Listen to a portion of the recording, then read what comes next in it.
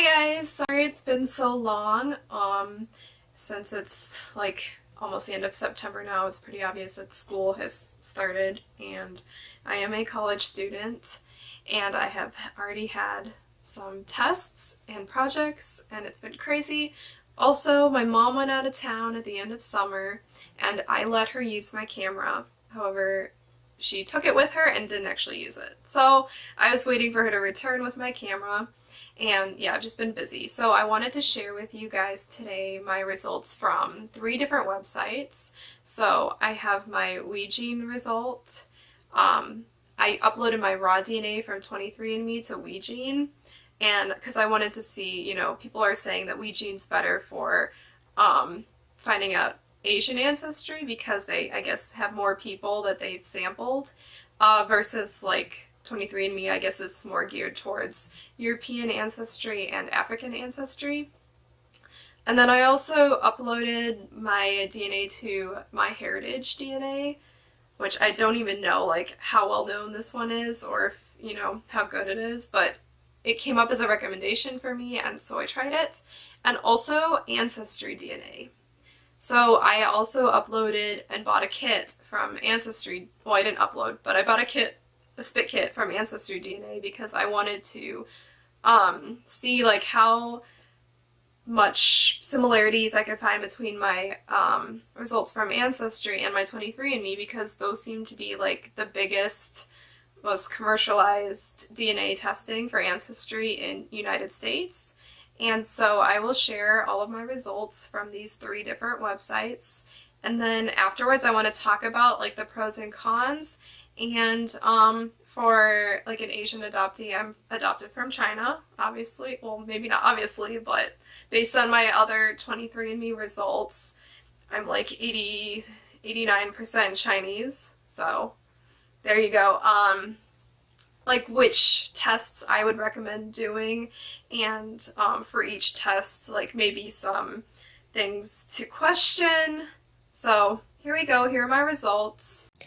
Hi guys, so the first one that I want to show you is actually my 23andMe result, just for those of you who haven't seen my other video. In my other video I go into some of the details about the health and wellness perks too. But yeah, just a reminder, this is like the one that I got before. Here's my percentages. I'm 98% East Asian. So 89.6% Chinese, 5.8% Korean, 1.4% Mongolian, 0.2% Japanese, 1.3% broadly East Asian, and then I got 0.8% Southeast Asian, which I think is like, around Vietnam, Thailand, that area, and then I got less than 1.1% broadly East Asian and Native American. So I guess I matched with some Native American there. And then I got 0.4% broadly South Asian, which is like India, Pakistan, Nepal, Afghanistan, Bangladesh. That's what it shows. Actually, I don't know if Nepal is included in there or not, but that's South Asia. Then I got 0.1% broadly European. That's a really small amount. And then I got less than 0.1% Middle Eastern.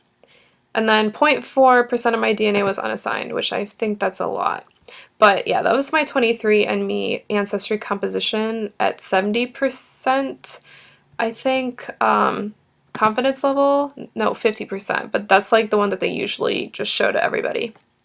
Okay, so the next one I wanted to show was MyHeritageDNA. So I don't know how well known this website is or like how accurate it is, but basically I just uploaded my raw DNA from 23andMe that I downloaded, and I uploaded it to MyHeritageDNA. And so my results here was that I was like 100% Asian, and it only said though 76.7% Chinese and Vietnamese, and 17.8% Mongolian, which that's a lot. So, and then 3.6% Japanese. That's also a lot, more than the 0.2% that I got from 23andMe. And then 1.9% Nepalese, which if this is any bit accurate in MyHeritageDNA, that would probably fall under the South Asian category in 23andMe. Also, I've read that 23andMe has a fairly small population of Asians that they've used in their database. And so a lot of people were saying maybe that they have trouble, differentiating between, Koreans and Japanese. Um, Especially a lot of Japanese people, like early in Japan's history, majority of the people who settled in Japan came from Korea. And I'm not talking about like thousands and thousands of years ago. There were already native people in Japan who somewhat, I guess, resembled, Polynesians or like people from, Oceania. But there was a wave of Korean like ethnic groups that were from North Asia that came through Korea and settled in Japan. Um, I think they were called the Yayoi people, but I've learned about that a little bit in my Japanese history class. So I think that's maybe one reason why the genes are maybe a little bit difficult to distinguish between Korea and Japan, because a lot of mixing did go on. So yeah, I'm not really sure what to think of this one because, on the other hand, while my Chinese and Vietnamese percentage is a lot lower, it does still show Nepalese, and it does still have like Japan for sure, which is probably Japan and Korea. Um, this doesn't have any of the Middle Eastern or European, but that was a really small amount, and all these different websites probably use different people to do their like genetic markers with.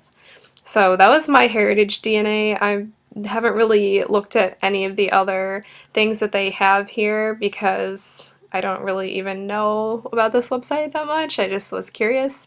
If any of you guys have used the other features and would like to tell me whether or not they're worth it or if I should try it, then that would be great. So next we're going to look at my AncestryDNA results.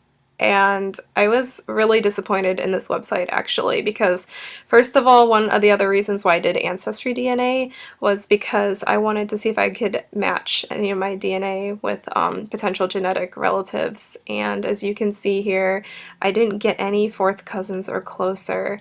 I did match with some people, but if I look at them, it says they're like eighth cousins, fifth to eighth cousins. Okay, this person's new. They weren't there before, but a lot of these are a lot farther away than my 23andMe results. So that was a little bit disappointing. And then also when I look at my genetic ancestry here, this literally shows this. Like, okay, Polynesia, 4%. I didn't get any other like genetic testing website. Nobody else gave me Polynesia. So I'm a little bit like skeptical about that. I'm like, what?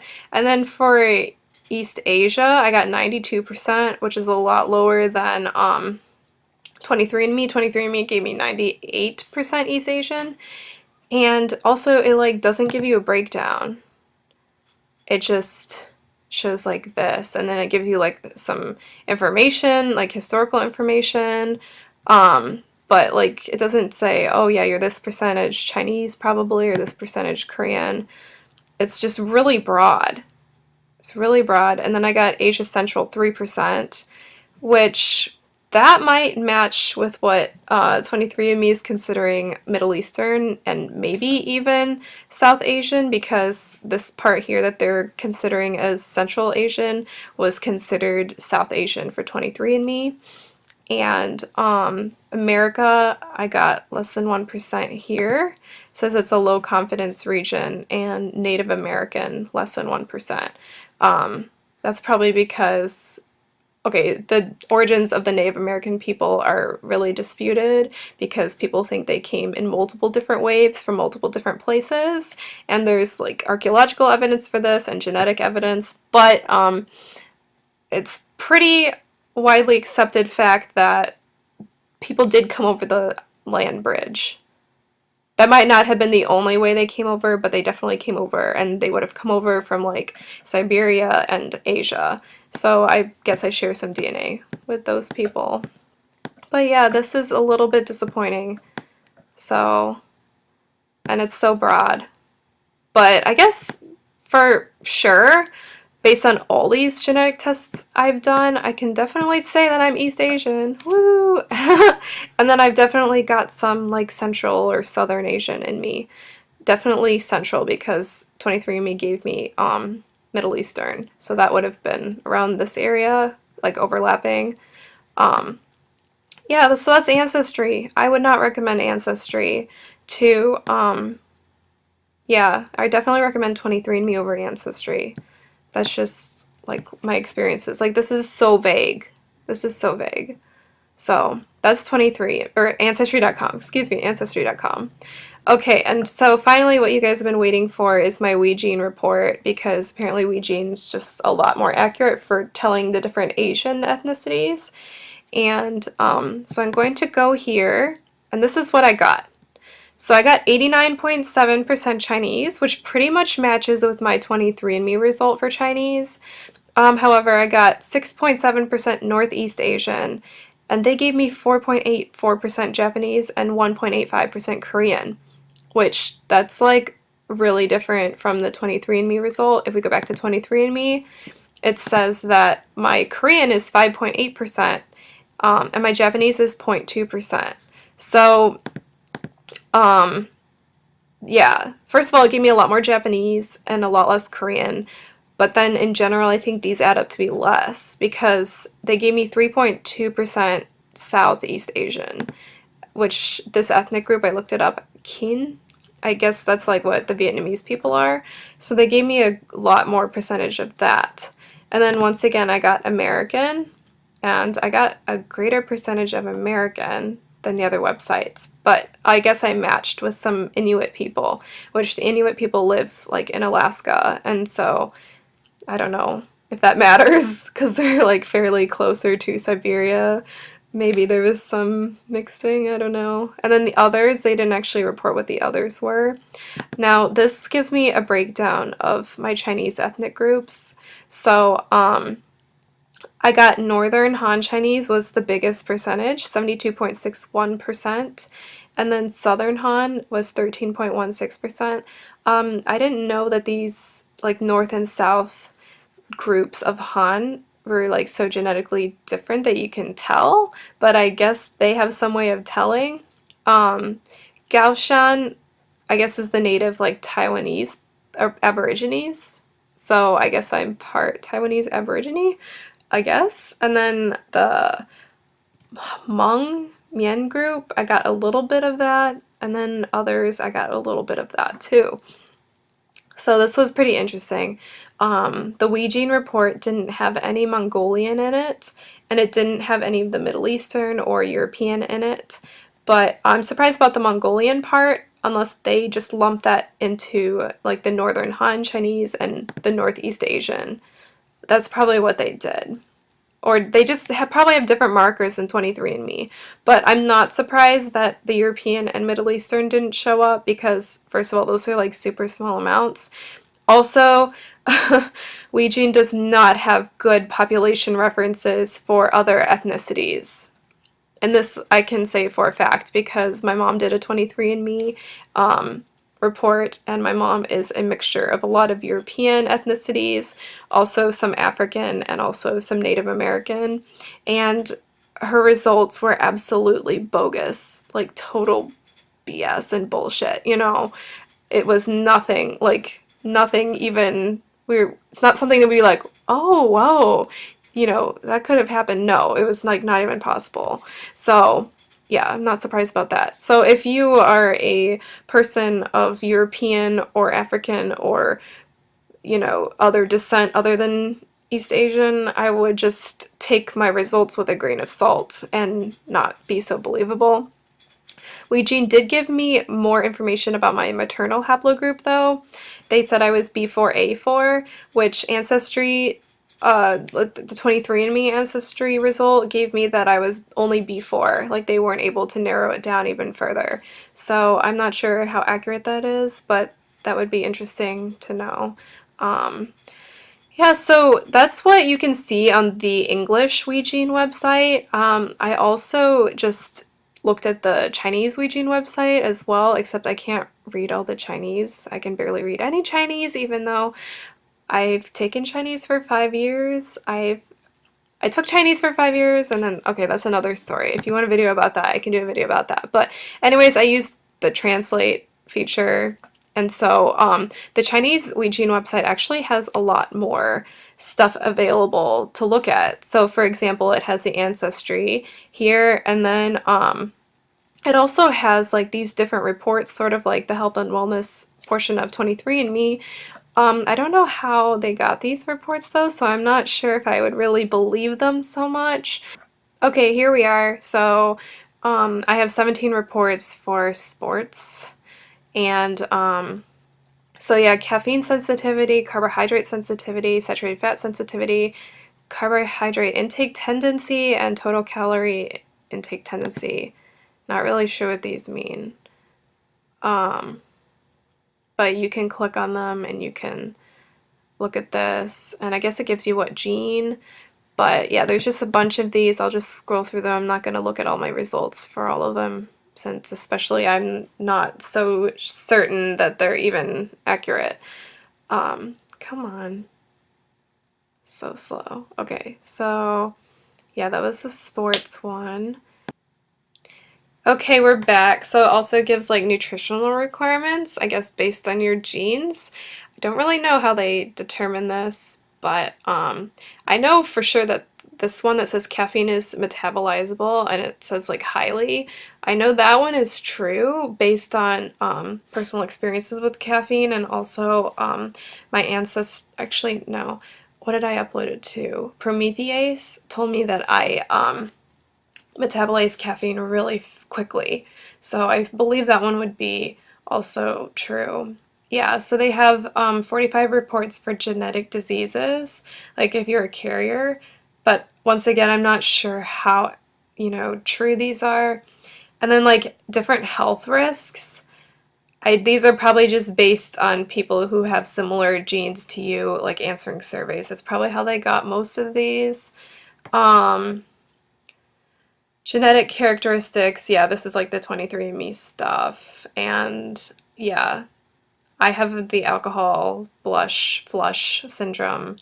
I have dry earwax. So I think some or all of these might be, accurate. And then I guess drug guide, tells like what drugs you might be resistant to or like won't work on you, or, you need a big larger dose of this or whatever.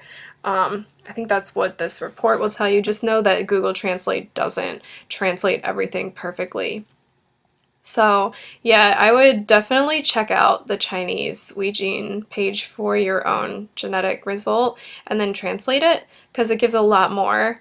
There's also, if you go to Explore, you can check to see if there's anybody that matches with you with genetic relationships, and I got one person. I don't know what a level 8 relationship means, but I guess you can like send a request to share stuff, because if I click on this person, so yeah, level 8, and then, oh yeah, it shows here, I guess the shared parts, confirmed after confirmation. What? Okay, but it looks like that's what it's showing here. And, yeah, I guess it will show me his stuff after, or I think that's a guy. And also like the composition comparison, sort of like 23andMe, except I don't think all of my stuff is showing up here. But yeah, that's WeGene, and I actually had somebody contact me today through email, which I don't know how they got my email, but they claim that they got my information from WeGene. I don't know if it's this guy who contacted me, because I don't think it is, because he had a different name, unless he's like using a fake name.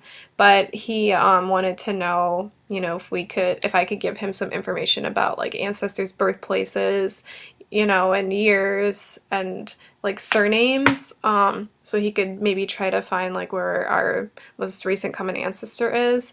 However, first of all, I don't know how he got my email from WeGene unless they share that information. And also I'm wondering how he found me if when I'm searching for genetic relatives, only this one person comes up. Also, I can't really help him even if I wanted to because I only know my place of birth and I do not know my actual, like, family surname, nor do I know where any of my genetic biological relatives were born. So, yeah, that's basically it. Um, yeah, so I'll just talk about right here. I know I'll just talk about like for an Asian adoptee, I would probably do Ancestry through 23andMe.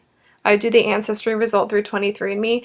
I would not waste money though on doing the health and wellness because there are other websites that you can upload your raw DNA to for almost free. Some of them charge, a little bit, but they can give you like the same information. Like I said before, I uploaded my raw DNA results from 23andMe to Promethease, and I paid $5, and within minutes they matched my different genes with studies, actual studies, and they were also able to summarize it says you are this percentage more likely to have this or this or this.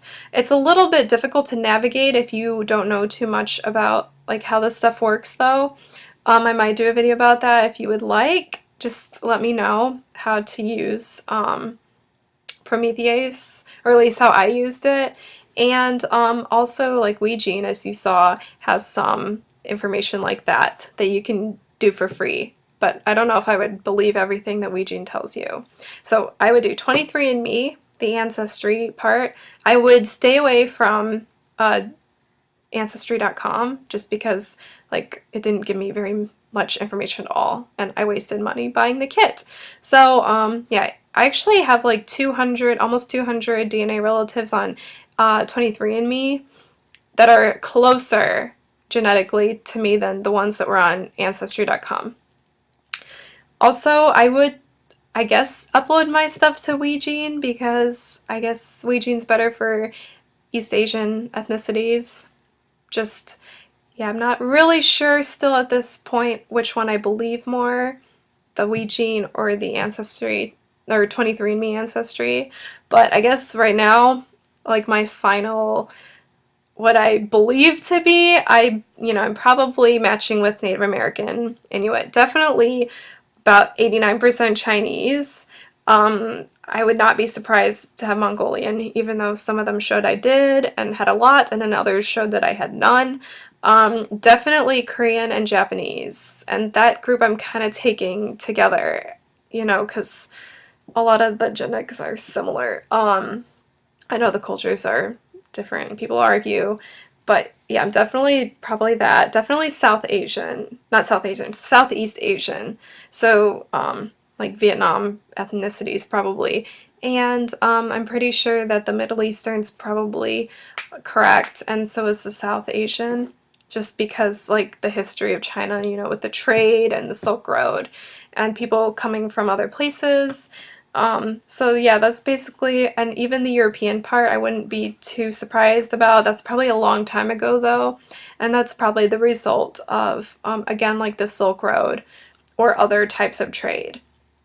So yeah, that's like where I am so far, and I will probably make another video about, I sent also a spit kit to Genes for Good, which is a research-based genetic ancestry test through the University of Michigan, and it's free. All you have to have is a Facebook account to use the app.